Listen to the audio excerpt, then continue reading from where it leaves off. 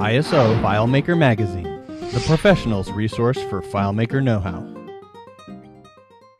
Well, hello there and welcome to this FileMaker tutorial video. My name is Matt Petrowski, and in this tutorial video, what we're going to be taking a look at is file input and output. Now, this does come with FileMaker 18, but the concepts that we learn here will also work with versions earlier than 18 if you're using a FileMaker plugin. Let's take a look at the files and see what I'm talking about. Alright, so here we are on my desktop, and the one most critical thing that we need to understand when it comes to pushing data or pulling data into FileMaker and pushing data out is that the one thing that matters is line endings and the operating system that we are working on. So here I'm working on a Macintosh, and if I was working on Windows, and this applies to server as well, then what's most important, or I say not most important, but one of the more important things is the line ending. So what we can see I have on screen is right here, I have a file called output. We'll zoom in on that. So that file right there is coming out of FileMaker 18. Now, as I mentioned in the intro, everything that I'm doing here is in FileMaker 18. In fact, in this file, we're going to see that the file is really only set up to be used with FileMaker 18. But don't just stop right there. If you don't have a copy of FileMaker 18, you've got 15, 16, 17, what have you. The concepts that we learn here apply to using a plugin. If you're using the free plugin Base Elements, or if you're using Monkey Bread, anything else, you need to know about line endings and encodings. Encodings not as much in this particular video because we're just using UTF-8. You'll know when you need to use UTF-16. That's typically if you're using a double byte character set. Many of the Asian character sets are double byte and so forth. But for us here in the US, UTF-8 works for most everything and a lot of the European languages. So I'm going to, I'll go ahead and leave this file right here. What I'll do is I'll create a new file. I'll just call this anything right now. Anything. In G, and I've got hello world right here. I'm going to put some other text, and we're going to click write data out. Now what we're going to see is there is a file that was created right there, the anything text, and we will select this and take a look. You can see that the some other text went right into that, and all this happens straight out of FileMaker. If I replace this with actually if I put in more text here, more here, and then I write that out and I go look at that file again, what we're going to see is some other text and more here. So we're getting the exact same thing. Now if I choose to append this text, if I choose to, let's say I'm going to put a return in here, and we'll talk about the return that's added. This is yet more text. But on this time, what I'm going to do is I'm going to choose to append to that file. So I'll click append, and we'll go look at the file, anything right there. And you can see right there, we have some other text, more here, we have our return, and then we have our following text. Now, all of this does not happen automatically, so what we need to do is we need to understand all of the individual steps when it comes to using FileMaker 18's input and output steps. And this also comes with this little trick right here. At the bottom of this text document, this is the text document of the output.txt where I had the hello world. We can see down here what we have is a very important thing of our line endings. Now, if you've not become familiar with line endings, or you haven't worked with input and output within FileMaker or any other language, you need to be familiar, especially if you are using your copy of FileMaker on a Macintosh, but hosted on server, it's hosted on Windows. What we have is a line ending, and each different operating system has a specific line ending. We've got old Macintosh OS 9. We'll talk about that coming up pretty quick here. We've got Unix line endings, which is Macintosh OS 10 and all the variants of 10. And then we've got Windows, which uses a carriage return with a line feed. Now, it's very important to notice the difference between these and also know how to deal with them when you are dealing with this within FileMaker. And that's what the remainder of this video is going to talk about. How do we take advantage of the new FileMaker 18 input-output file operations, but how do we also learn and know about line endings and encodings? Well, stick with me. We're going to learn all of that right now. All right, so there are a number of things that you must be aware of when it comes to FileMaker's input and output operations with files. And that is that they just provide you with a core set of fundamental functionality. They do not provide enhanced functionality, such as whether or not a file already exists, do you want to overwrite that? And whatever that file type is, do you want to overwrite that? Here's an example. I'm going to save this file. I'm going to choose to save as, go to the desktop, and I'm going to save this as a copy of my file. Now the file is named Technique, and I'll name this, actually I'll just call this my special file, something like that. My special file. So this is a .fmp12. Again, extensions do not matter when it comes to FileMaker's file input and output operations. Whether the file is of a given type, FileMaker doesn't care. It will just input and output the files, as we're going to see. So I'm going to save this to the desktop. This is a copy. And there is my special FileMaker file. This is a FileMaker file in the FileMaker format. Watch what happens when I simply select the name of this. I copied it there, and I'm going to put the name right here. Now, again, extensions don't matter. It doesn't matter whether this is .txt or .fmp12 or .png. FileMaker's file operations will output a file, whether we have it, whatever kind or not. So I'm going to put goodbye world. Let's put goodbye world this time. So there we go. We have text right there of goodbye world. We have the name of a file, which happens to be a FileMaker file. FileMaker isn't going to care. Currently, the file is 2.6 megabytes, and just for the sake of example, I write the data to that, and that is no longer a 2.6 megabyte file. That is now a 13 byte file. That's because even though this is .fmp12, I simply wrote my text from my field straight out to that particular file. So this is where you need to be aware. In fact, if I simply change the extension on that to .txt and then I just hit it, you can see right there, there is goodbye world, exactly what we had output, and my FileMaker file no longer exists. There was no prompt, there was nothing that told me that that was going to happen.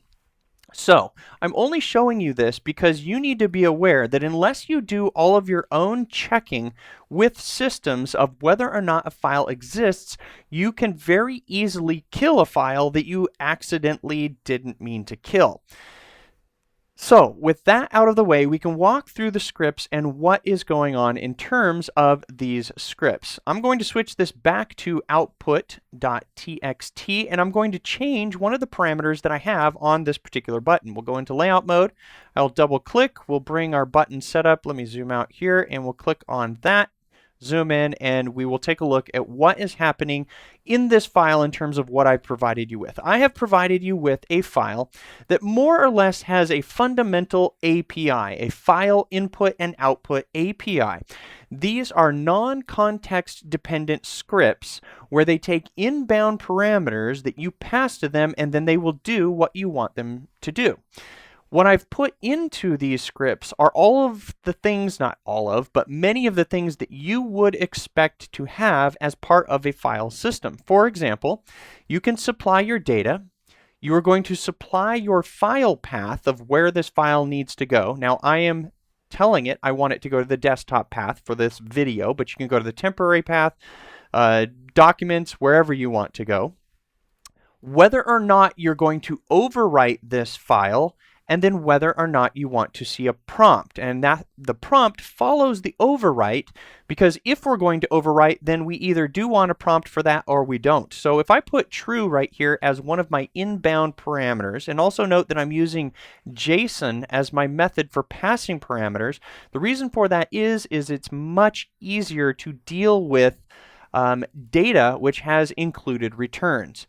Now, returns are going to become a very important concept to us in this particular video and understanding the whole of writing files, because underneath the hood, whether you're using Windows or Macintosh, I'm going to repeat this again, underneath the hood, regardless of whether you're using Windows or Macintosh, FileMaker's output will output as a Macintosh OS 9 line endings, because that's what FileMaker uses internally. Historically, FileMaker is originally a Macintosh application, turned into a Windows capable application, dual platform, but it started as Mac. So if we just simply write out with FileMaker's create file step, That step, when we write out the data, the line ending or the format will be this right here, macOS 9 line endings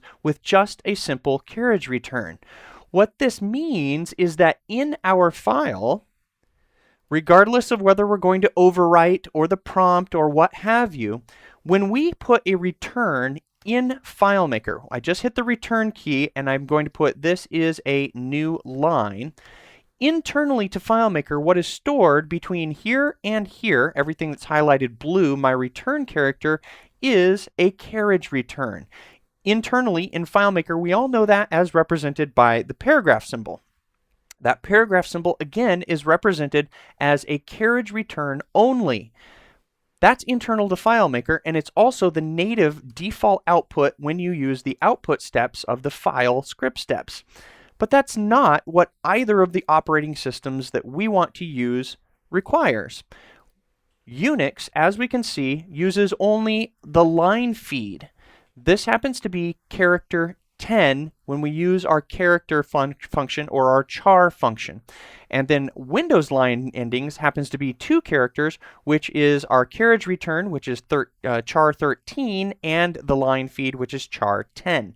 Now this confuses a lot of users because whether the data is inbound or whether the data is outbound, on the specific operating system, it may not look the way that you want it to look. For example, on Windows, if we read in a Windows file into our container using FileMaker's file operation of reading data and we don't look at the line endings, what happens is it ends up looking double spaced, even though when we have the file in a regular text editor and it shows as normal returns. So that's the problem that you're inevitably going to hit if you've hit this in the past or if you don't account for it now. So let's take a look at how we deal with this. We have 3 scripts in this file that are basically our API. We have the write file, we have the append file, and we have the read file data. Now each of these in the scripts, as I'm going to open up right now, which are right here, write, append, and read, all deal with the line endings properly.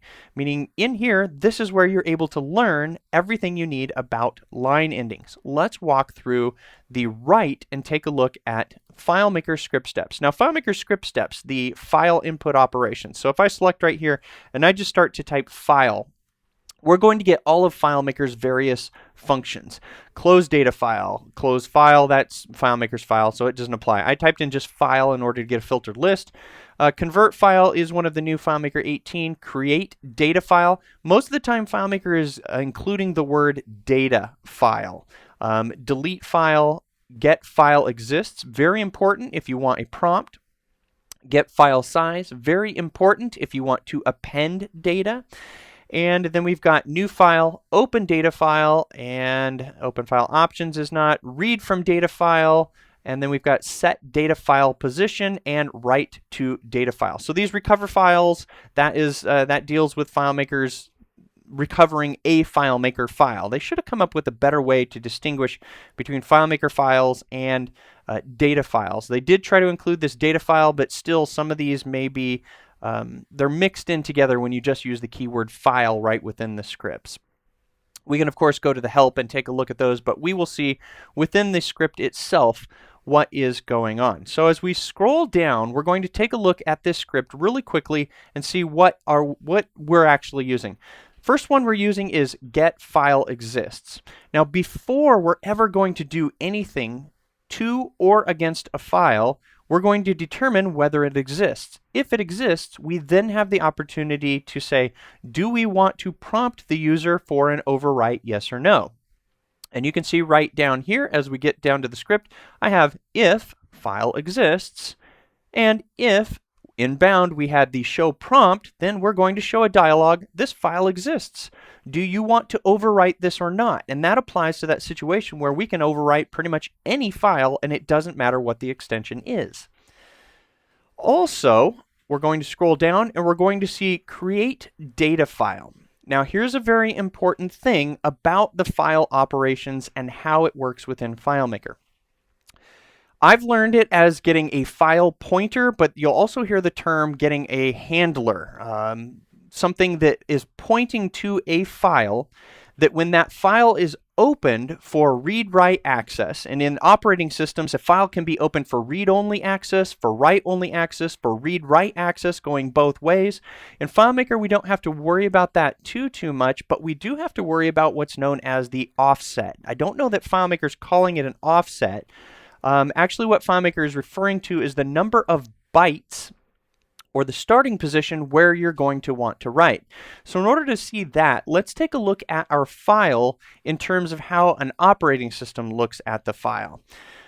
We could do it right here, in that each one of these is going to be a byte, and that's because we're in the lower ASCII characters. If this was a character that was either a foreign character, or let's put in an emoji. Let's do that. So I'm going to go over here and let's put in a new line here, and I'm going to go up to my options here and show my emojis, because this is just a great way to learn about this. So all of these characters that we have on screen right here, these are all double byte, sometimes, I don't know, 4 bytes, maybe not. I don't know, let's put in this classic little guy right there. We've got this in our text now. So far up to this point, every one of these ASCII characters, these lower ASCII characters, only consume 1 byte as far as I'm aware. This requires more than 1 byte. And we can see that. I'm going to copy that to the clipboard right here, and we're just going to do a simple hello. I'm going to write that data out. There's my prompt. Do you remember me changing that on the inbound parameters? I said, yes, show the prompt. This is me showing a dialog of whether or not I want to overwrite the file. FileMaker by default is not going to do that. It would just overwrite it. So I will continue with that, and we will switch over here, and we can see that we are just what we got right here, hello world. Although we do have extra returns, or those are in the file, so let's get rid of those. We'll highlight those, write out, it exists, come over here, and they've ended. So the number of bytes that I have is 1, 2, 3, 4, and 5. We can see that by using, I'm going to switch over to the term. We're getting a little bit down in the weeds here, but hey, this is stuff we need to know. I'm going to use XXD, and I'm going to put output right here. So what I'm doing, I'm using this terminal command called XXD, which is going to convert everything into, what is it? Not base 64, hexadecimal. Sorry about that. And we can count the number of bytes. So we've got 48, 65, that's 1 right there. We've got 2, we've got a space, we've got 3, we've got 4, and we've got 5 right there. So 1, 2, 3, 4, and 5. So 48 is the decimal version of a capital H. 65 is the version for E, and then you can see 6C, 6C, and then 6F. So you can see our pattern right there. We've got 2 L's, so of course we've got a 6C and a 6C. So now what we're going to do, I'll hide that, we'll add that little face in, and we'll take a look. 6C, 6C, I need to go back and get my emojis. And we'll switch to my emoji viewer, and we'll just quickly put in the googly face right there. And we will now output that. We'll output it, it'll give me the prompt. Over here, I get my new file. It has been updated. We'll switch over to my terminal, and we'll take a look so that we have an understanding. Now, this took me a lot. I guess it happened over a couple of months before I fully understood this, but knowing it really helps out. So we can see what XXD is showing me. It's showing me a bunch of dots here in terms of their representation, but we still have our 6C, 6C, that's our 2 L's, and as we get to our 6F, we've got a 0A and a 0A FO somewhere within here. If I was to count them out, there is a representation of 4 of these, which makes the smiley face. Now I have some returns in here, and that's probably the 0A and the 0A. I don't know if I put 2 returns or what I put. Space, but ultimately you can see that we have a lot more bytes in order to represent that emoji, and the same thing applies to our languages, which are our Asian languages, Chinese, and I believe Japanese as well. Now, why do we need to know that part? That's because right here, the encoding of a file is what determines how that text is going to be represented. Now, for the most part, straight off the bat, if you're in a European language or if you're in a US language, you really only need to worry about One, you can use UTF-8. If you're in one of the Asian-speaking languages, you of course are going to use UTF-16, and I'm not going to explain Little Endian versus Big Endian and how the bytes are swapped, but needless to say, it also pays when you're dealing with file input and output, especially if you're getting files from external systems. The encoding on those external files may not be UTF inbound. Now, most of the things that we're dealing with in terms of APIs in these modern days are UTF-8, but there are older systems that you will get something which may be a ISO 8859. You'll get one of these Western, which are basically just your lower plus your extended ASCII character sets, or you'll get the Windows 1252. Determining what that file encoding is in can simply be done using a text editor. You open it and you take a look what it shows as the text encoding. You can then use, if you have to, some other tool in order to convert that, or know what the conversions are in order to get things converted from, say, let's say the ISO, whatever it is, ISO 8859 dash whichever one it is, to convert those into a UTF equivalent for getting things in and out of FileMaker. Now, that's all outside of using this input and output in FileMaker. I just want to make you aware of it so that you know, oh, I get it. The file that I have coming inbound is a different encoding than what I'm expecting, or what I'm sending outbound needs to be a different encoding than what I'm actually outputting as. So with UTF-8, we're able to just basically specify, yeah, we want to use this text, and we'll just use UTF-8. So let's stick with that right there. So let's deal with FileMaker's functions in terms of dealing with outputting data and our API that we have here. So we'll take a look back at our scripts. Writing files out. When a file is opened with this thing called a pointer or a handler, that internally to FileMaker is managed within memory, but we have just a value of when a file is opened, and we can see what that looks like. What I'm going to do is I'm going to write this data out. I have the file opened over here, but this editor won't refresh unless I click into it, the editor of Sublime. If I'm going to output this text, let's put actually the smiley right after the hello, and we'll take off any returns. And I'm going to open up the debugger, and we are going to run the script step of write file. I'm going to step through this. Now I'm going to set a breakpoint, and I'm going to jump to the point where we write a file. So let's say I'm going to jump to that breakpoint, see if it happens. File exists. If I get to the point so I can explain, we'll go ahead and continue. Yes. And then we'll get to the, there we go, create the data file. So I'm going to create the data file, and we're going to go to this step right here, which is open data file target file ID. So this is the next big concept that we need to understand beyond line endings and encodings. That is, when FileMaker gets this pointer to the file, it's possible that the pointer or the file can be left open by FileMaker. This can cause problems if we don't properly close the file. Now, we almost always want to typically close a file after we're finished using it, because we never know when the operating system or some other application might need to access that file. And if a file is left open and you have two applications trying to write things at the same time, it just doesn't work out. It's the same thing as two people trying to check out a book at the same time. You can't. There's only one. So we open the file quickly, read from it or write to it, and then we close that file. That's the way that file operations work. This file ID is what FileMaker is going to have and track along with the path in order to know whether or not a file is open.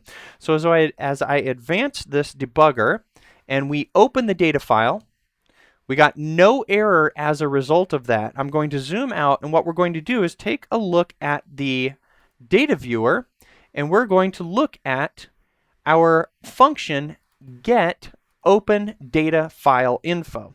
So what this is telling us is what are the files that FileMaker currently has that are open what's their path, and what's their ID. Now, what's important to us is this ID right here. FileMaker only has one file open. It is the file on my hard drive on my desktop pointing at output.txt. It is ID, or serial number 9. Now, all this is a constantly incrementing number as long as this copy of FileMaker is open. So even if it gets up really high, it doesn't matter too much. As long as we have that number, then we can determine whether this file is already opened or whether it has been closed. Now, one thing we cannot count on for our scripts is that the script, unless we have good error handling within the script, we cannot count on the fact that the file was closed. So we need to determine whether or not that file is open, because if it's already opened, then we simply need to get the ID value that currently exists rather than trying to open it again. If we tried to open it again, running this script step right here, we would get an error. And you can see right here that I'm handling the error with get last error, saying, uh-oh, there's a problem. I couldn't open the file, and then we exit out of the script. That's because you can't double open a file, just like two people can't check out the same book from the library if there's only one of them. So this is why it becomes very critical to both open and close the file within your same script. Unless you know that you're running a complex routine where you open it, you're going to do a write, go do something else, come back, do another write, maybe do a few more writes, then finally close the file. But as a part of the whole of your process, you typically open, do whatever you want to do, and then close. So that's a very important concept in file input and output. So that's concept number 3. So far we've got line endings, we've got encodings, and then we've got file pointers where we're opening and closing a file. The third fundamental tip with our trick with working with the file steps is that when a file is initially opened, we are put at the beginning of a file. That means that in that file, which I opened it and I did not write to it, which I'll need to continue out this script. Let's go ahead and run the rest of the script and see if that file got updated. There it is right there. The next thing that's super important with regards to writing or reading from a file is that you can start or put data wherever you want. I could, for example, start to put data right here at this point, right in front of the smiley face. I can also put it after the smiley face, but when a file is initially opened, it's opened at the 0 point. The 0 point is the very first character of what you would read out of a file. So if I was to write data at byte 0 or at the beginning of the file, I would basically be prepending as opposed to appending. So in order to append to a file, I have to read all of what's in a file, which would be everything right there, get the total length, which in FileMaker terms comes in the terms of the number of bytes. And we can use simply the length function in order to do that. So once I read the total length, then I know that what I have is at the end of that length, I have my starting point to append. So this is how you determine whether you're going to append to a file or prepend to a file or simply inject something in the middle like such. So you have to know how many bytes there are of what you want to use in order to get that start and stop point. So that means that if I wanted to inject something in this file, I would have to read the contents, and I could do that into a variable. I would then have to determine whether or not it has the word hello, find out how many bytes that is, and then start the injection process right there. Now, if I have this situation where I have 2 of these, where I know that these are double byte or more, then I need to know what these values are in order to be able to insert something right in the middle right there. And I wanted to insert right here. If I could spell. There we go. Insert in between those 2 faces. So this becomes very critical in terms of being able to successfully work with the read and write function. So I'm going to save this file, and I'm also going to change this to Windows line endings, and I'm going to put a new line here.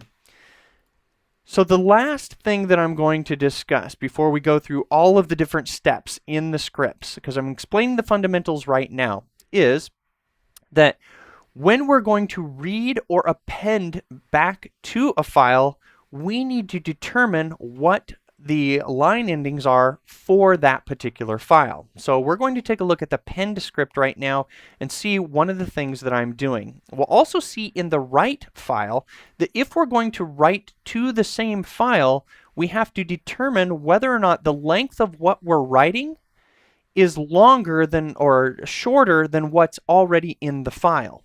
And you can see that right here on this line. And the same thing applies whether we're appending or whether we're writing to the file itself.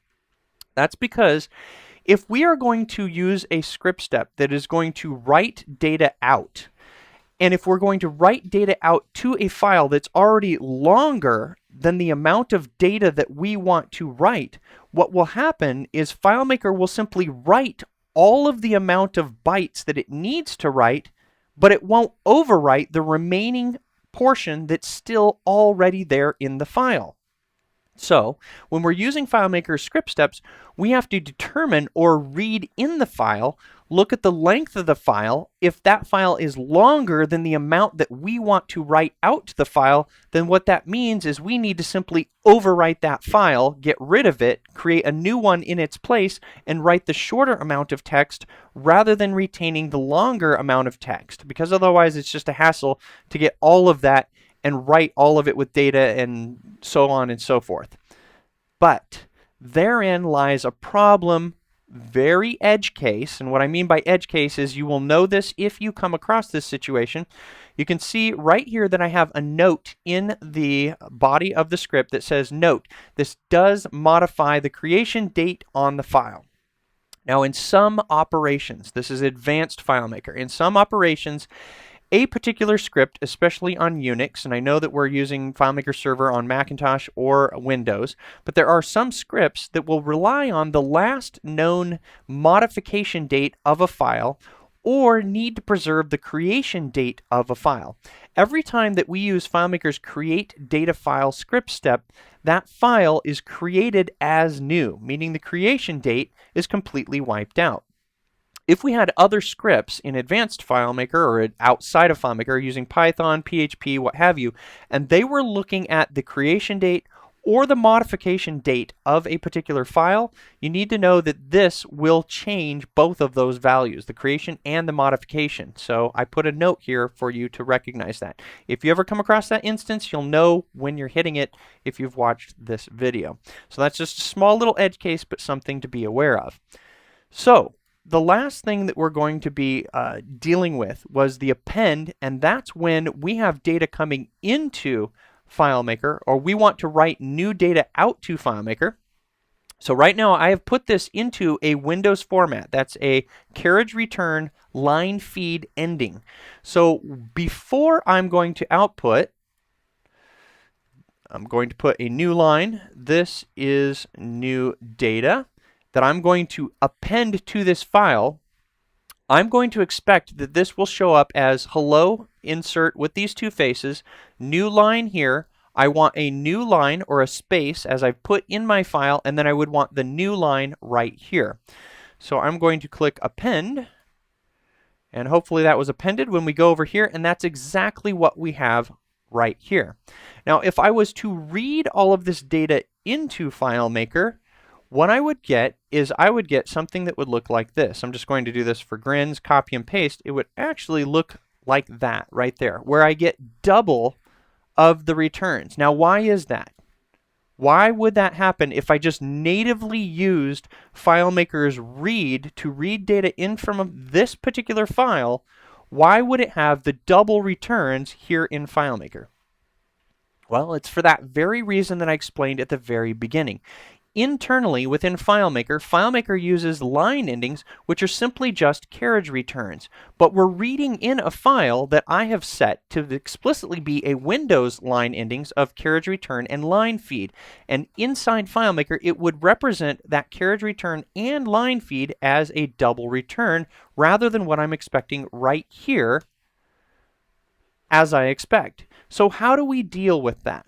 Well, when we're going to read in or whether we're going to write out a file, we always have to anticipate and deal with those carriage returns.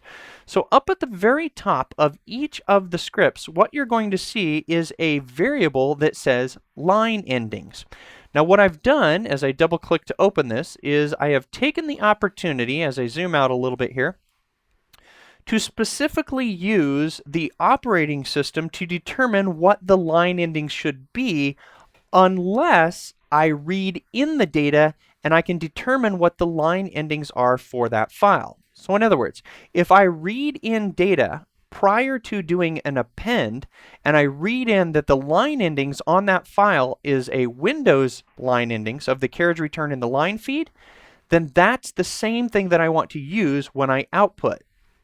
But before I do that, in the top of the script, I'm going to set the default line endings, knowing that in the remaining portion of the script, I can always change the line endings to be something else based on, say, for example, a read. So here we're using this system platform if we're on Macintosh, and I'm using the choose function in order to do this. If I'm going to be on a Macintosh and using this -1 simply sets this to a 0-based ending for the choose function right there. If that's the case, if I'm on Macintosh, I'm simply just going to use the line feed character, and that is character or char 10. Otherwise, I'm going to use the Windows line endings, because if it's not on Macintosh, we don't have Linux, which Linux would also be a character 10 or a line feed, then it's going to default to Windows, and that's going to be a character 13, a carriage return, plus a line feed. So that right there is what's going to handle when I open the file and write that if I'm on a Macintosh, it'll write a Macintosh file.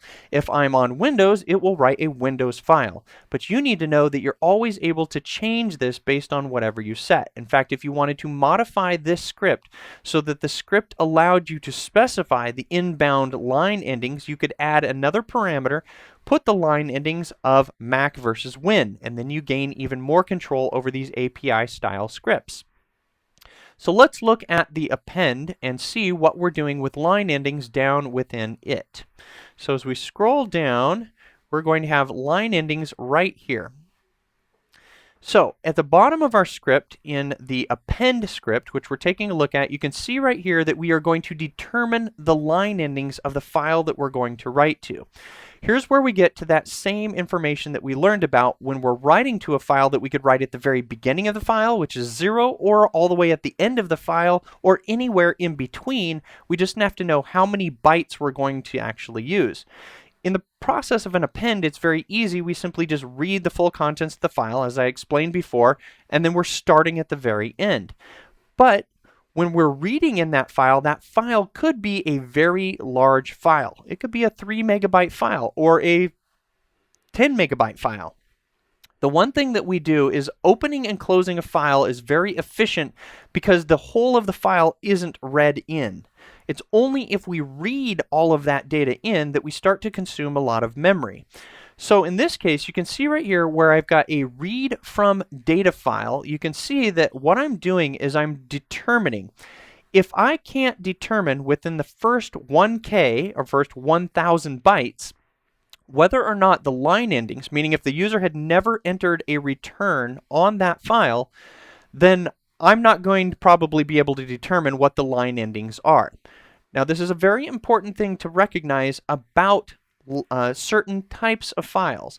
There are files, which as we look at right here, hopefully, as a note, I put hopefully we have line endings within XXX amount of bytes. I don't know why I put triple X, I should have put just single X, X amount of bytes. Note, some files don't have line endings. Now, it's possible in the world of programming and APIs that you can get a file that would be, say, for example, an XML or a CSS or a JavaScript or a JSON file that has no line endings. In other words, it can be a 4 megabyte file, super large file when it comes to JSON, CSS, or XML, but it's just one constant long string of text that has no returns in it whatsoever, or line feeds for that matter.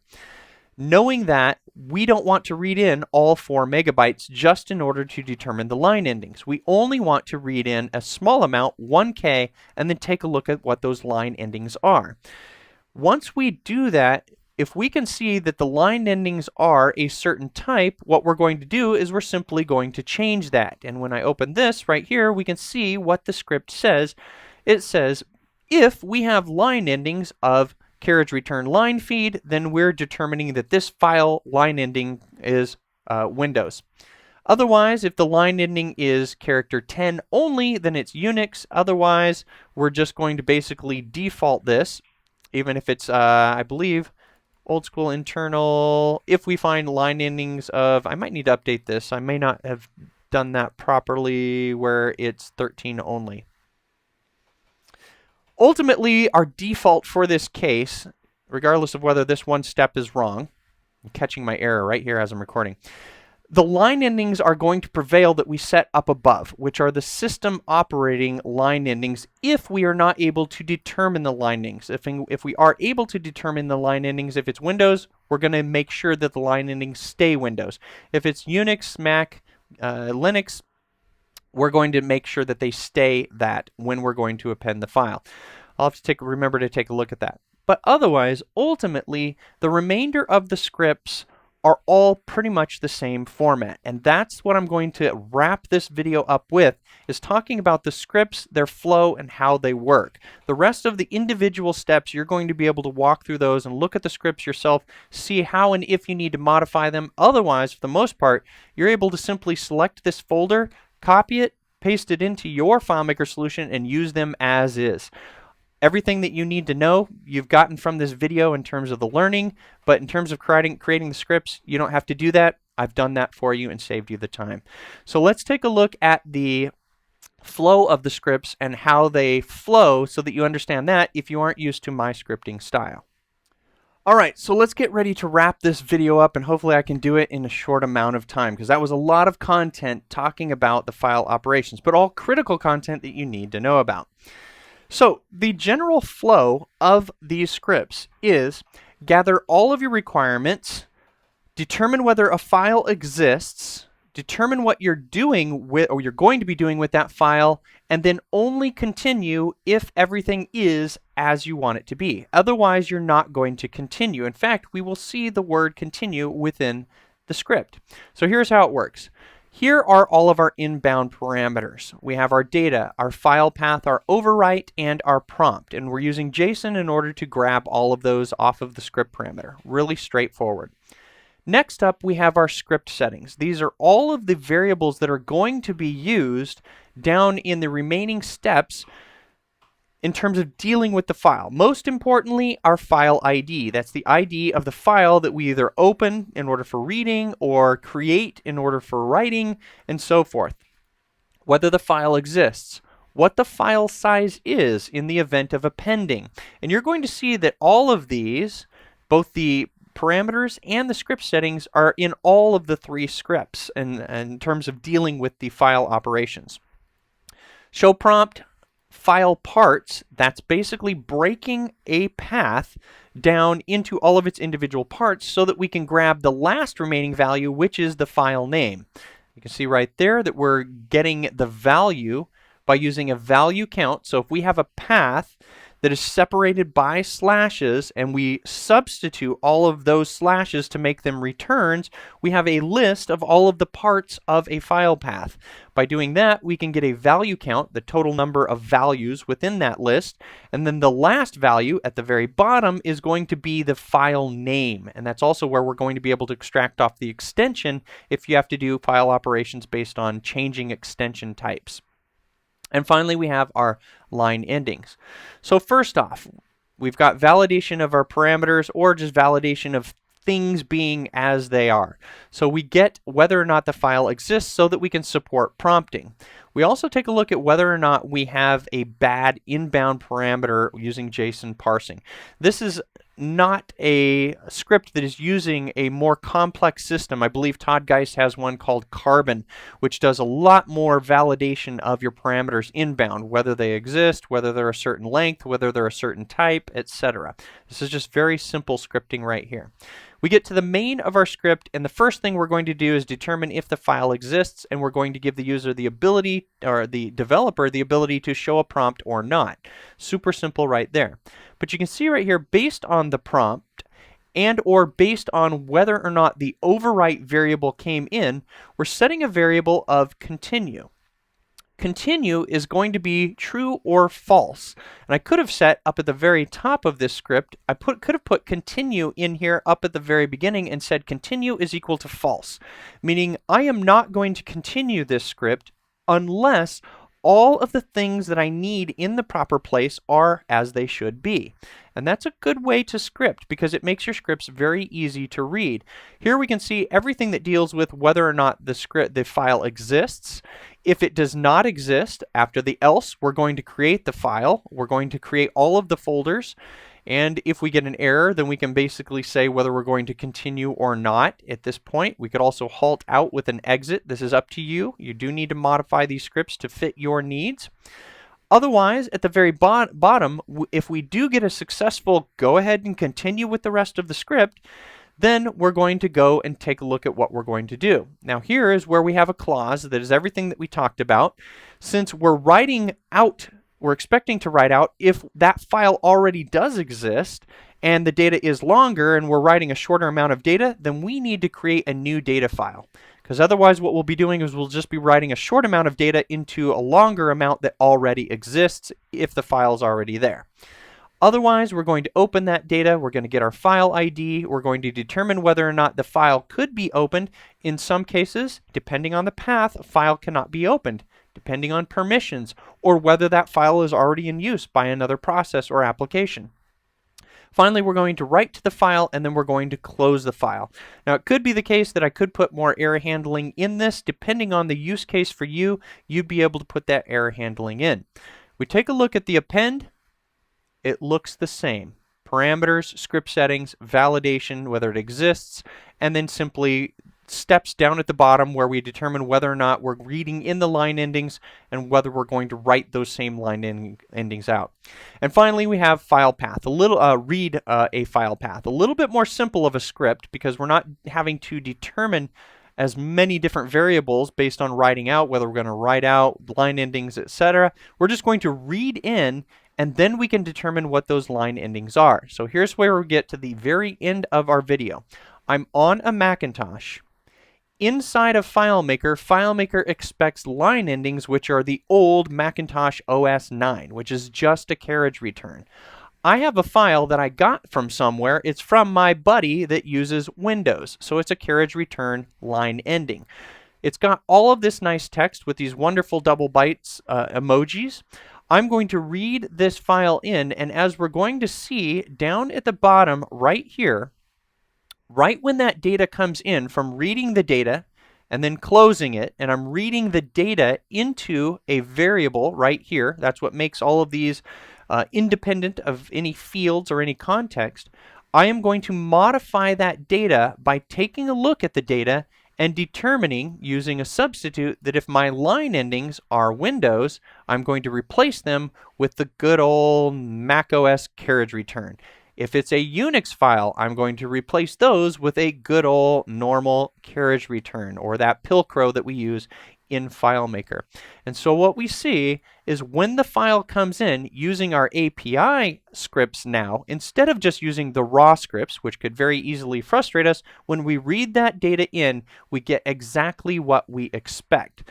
And just for grins, I want you to see that if you go ahead and take the time, just go to that read file and turn off that one little step.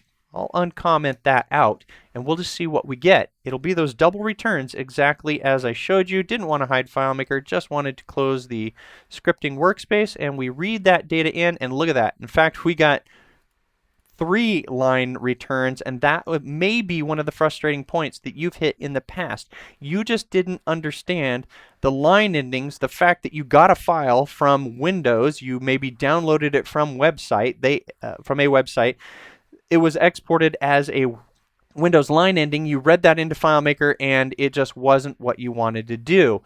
Everything hinges on those line endings, and that all comes from being able to determine whether or not you want to convert those, and it deals with that right there.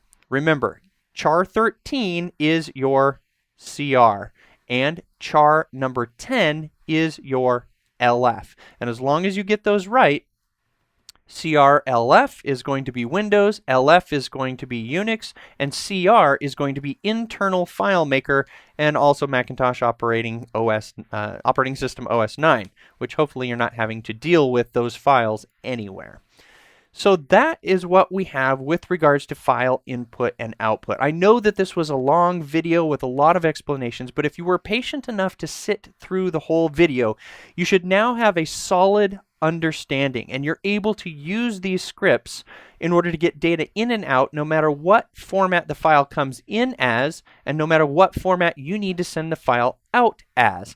The only thing I pretty much didn't explain is the fact that when it comes to writing the file out, you get to determine whether or not you want to use UTF-16 versus UTF-8. FileMaker does not provide other encoding formats, although you can use external applications or a plugin in order to convert the encoding to a different format. If a different system expects, let's say, the Western encoding, you can do that, or you can use straight up bytes, which I have not used internally I have not used within FileMaker myself or found a need for it, but I'm sure somewhere in some edge case I probably will.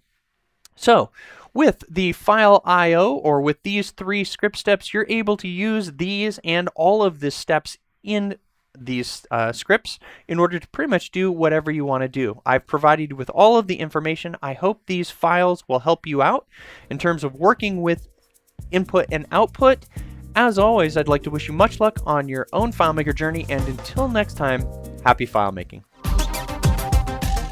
We hope you've enjoyed this video tutorial, and we'd like to say thank you for your subscription and your support.